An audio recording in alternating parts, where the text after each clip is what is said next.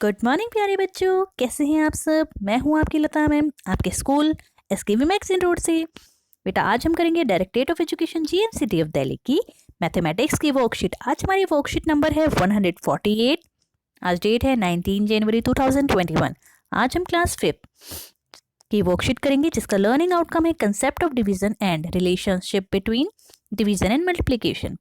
तो आज का हमारा टॉपिक है दिशा दीदी पार्ट 3। इससे पहले हम दिशा दीदी के 2 और वर्कशीट कर चुकी हैं। नमस्कार प्यारे बच्चों, आशा करते हैं कि आप सभी स्वस्थ होंगे।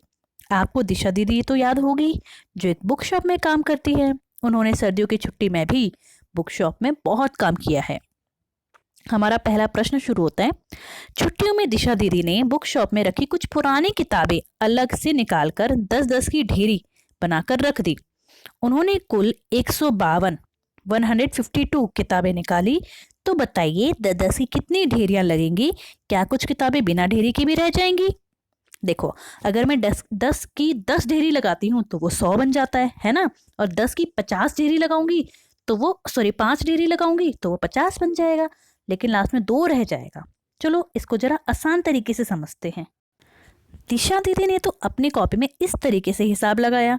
उन्होंने क्या किया, निकालने के लिए भाग कर दिया। 152 को 10 से भाग किया तो लास्ट में हमारा यहाँ पर आंसर आया 15 और लास्ट में 2 बच गया शेष। मतलब 15 तो पूरी ही पूरी चाहिए और 2 और जो है किताबें बच जाएंगी। तो हमें कितनी, तो दिशा दीदी ने जब 10-10 की ढेरियां लगाई तो 15 ढेरी तो पूरी हो गई, लेकिन 2 किताबें बच गई। तो क्वेश्चन में ये था, क्या कुछ किताबें ढेरी के बगैर रह जाएंगी या कुछ किताबें बच जाएंगी? तो हाँ, हमारी 2 किताबें बच गई हैं जो कि यहाँ शेष आई थी। अब भाग को चेक करने के लिए हमने पीछे भी देखा था कि हम क्या करते हैं जब हमें भाग को चेक करना पड़ता है। तो यहाँ पे जो हमारा आंसर आता है हम इससे उसको क्या कर देते हैं, गुणा। अभी तक तो बस हमने यही सीखा था क्योंकि पीछे हमारा शेष तो बचता ही नहीं था। लेकिन अगर कहीं पर शेष बचता है तो शेष को हम क्या कर देंगे, लास्ट में जमा कर देंगे। देखो ये 10 और ये 15, तो यहाँ पे 10 और 15 को किया गुणा तो आएगा 150। अब जो ये नीचे 2 बच गया, 2 जो शेष बचा हुआ था, अब उसको जमा कर देंगे तो आ गया हमारा 152। क्या 152 ही हमारा प्रश्न था? हाँ भाई था। तो मतलब हमारा भाग बिल्कुल ठीक है। चलो बढ़ते हैं थोड़ा सा आगे, या फिर जो है इसको पढ़ते हैं पहले। 152 को जब 10 से भाग किया तो उसके 15 बराबर हिस्से हुए और 2 किताबें शेष बच गई। अब हम भाग को चेक करके देखना चाहते हैं कि हमने भाग सही किया या नहीं। इसके लिए हमें 15 को 10 से गुणा करना होगा। गुणा करने पर हमें वापस 150 प्राप्त होगा। हमारे पास 2 किताबें शेष बच गई थी तो हम उसमें जोड़ देंगे और लास्ट में हमारा आंसर आ जाएगा और हम चेक कर लेंगे कि ये ठीक है कि नहीं है। तो इसी तरह हमें अपना दूसरा प्रश्न करना है। आज बुक शॉप में 86 नए शब्दकोश तथा इंसाइक्लोपीडिया आए हैं। यह बहुत मोटे मोटे हैं, इसीलिए एक सेल्फ में केवल 6 ही रखे जा सकते हैं। तो क्या आप बता सकते हैं कि 86 किताबें कितनी सेल्फ में आएंगी? तो इसके लिए भी हमें क्या करना है, बिल्कुल ठीक, भाग। तो हमें 86 को 6 से भाग करना है। तो 6 के टेबल में 8 आता है, नहीं 8 से कम आता है, हाँ कितने पर, 1 पर।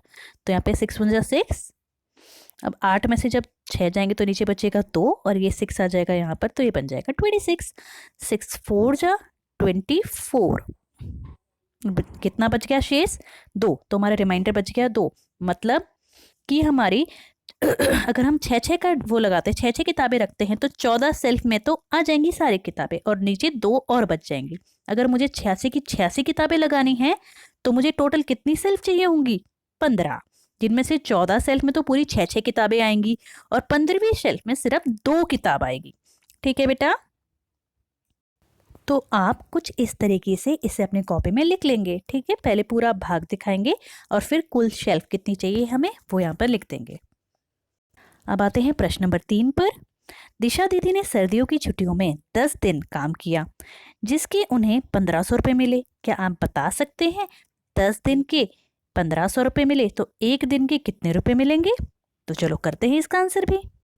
देखिए इसमें लिखा था अगर हमें 10 दिन के 1500 मिल रहे हैं तो 1 दिन में कितने मिलेंगे। तो हम इसको भाग करेंगे तो 10 एकम 10, 10 पंजा 10, तो यहाँ बचेगा 5। यहाँ से हम ये 0 नीचे ले आएंगे तो 10 5 सा 50, खत्म हो गया हमारा यहाँ पे।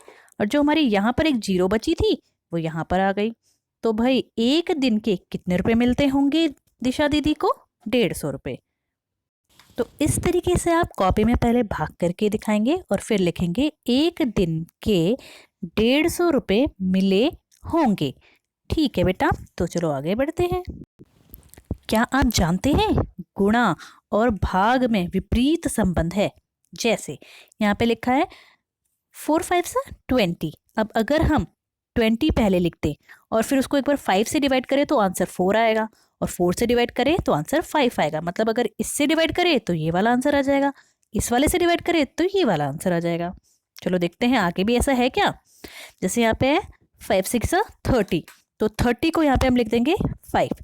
जब 30 को 5 से डिवाइड करेंगे तो आएगा 6, और ऐसे नीचे अगर 30 को 6 से डिवाइड करेंगे तो आ जाएगा 5। इसी तरह यहाँ पे लिखा है 6 7 जा 42, तो 42 को अगर हम 6 से डिवाइड करेंगे तो आएगा 7, और ऐसे 42 को अगर हम डिवाइड करते हैं 7 से तो आएगा हमारा 6। अब इससे नीचे वाले पे पहुँचते हैं। 9 2 जा होता है हमारा 18, अगर हम 18 को डिवाइड करेंगे 2 से तो आंसर आएगा 9। ऐसे अगर 18 को डिवाइड हम करते हैं 9 से तो हमारा आंसर आएगा 2। अब लास्ट वाला जो कि है 3 8 जा 24, तो 24 को अगर हम 8 से डिवाइड करेंगे तो हमारा आंसर आएगा 3, और ऐसे हम 24 को अगर डिवाइड करते हैं 3 से तो आंसर आएगा 8। तो हमारा जो ये वाला प्रश्न था ये भी कंप्लीट हुआ। इसे भी आपको अपनी कॉपी में करना है ऐसी तालिका बनाकर। अब आते हैं आज की कोविड वाले उचित व्यवहार के लिए। कोविड के विरुद्ध लड़ाई में सुरक्षित रहने के लिए मास्क पहने। तो बेटा एक पहला तो है मास्क पहने, दूसरा है सोशल डिस्टेंसिंग का पालन करें, और तीसरा है अपने हाथों को नियमित रूप से सैनिटाइज करते रहें। तो बेटा आज की वर्कशीट यहीं पे कंप्लीट होती है। सभी बच्चे इसे कॉपी में करेंगे और अपने टीचर के पास सेंड करेंगे। ओके बेटा, बाय बाय।